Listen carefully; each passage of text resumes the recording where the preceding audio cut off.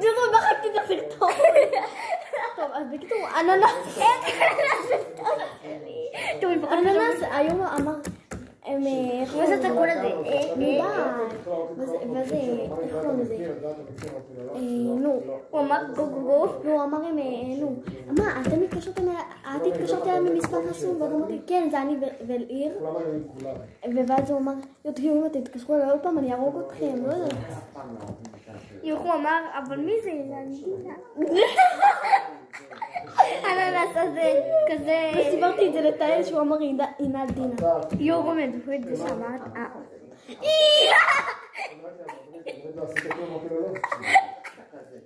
ועידן שלווה. כן, דרך אגב, את עידן שלווה אתם בטח מכירים, היוטיוב והטיקטוק. אז על עידן שלווה אפשר לדבר חופשי. כאילו לא רכיל. למה? חבל על הילד, הוא נחמד. מה? חלום שלי זה לפגוש אותו. גם שלי. רק תדעו שהוא קרוב משפחה שלנו.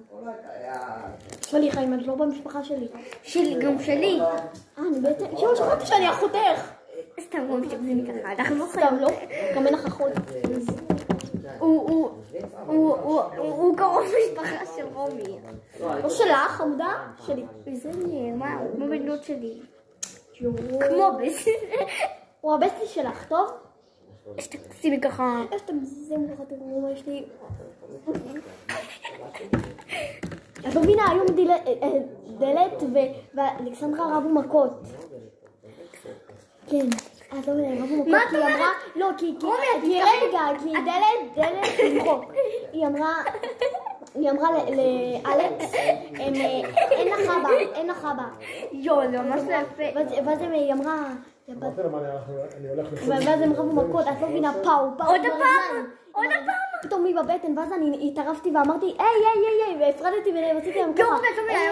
היום בשיעור מוזיקה. לא, רגע, אמרתי להם, היי, ואז הם, איך קוראים לזה? ואז אמרתי לה, אלכסנדרה, אל תתייחסי אליה הזאתי, דומה לפידידי. אני לא מבינה, היום בשיעור מוזיקה הייתי עם חברה שלי, צעקנו מהחלון לילדים כי היינו נשארנו שם בהפסקה, ראינו לילדים רבים מכות, אמרנו להם, זה לא, אל תריבו מכות, זה לא יפה. איזה ילדים אלו? את מכירה את האלה מדלת 4 בבני דודים שלה? נו, הבני דודים האלה שלה. נו, אבל איך קוראים להם? מיסק?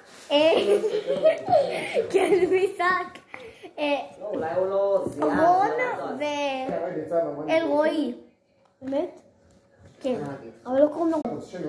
על מה הם עשו? מה הם עשו? לא יודעת. כאילו הם רבו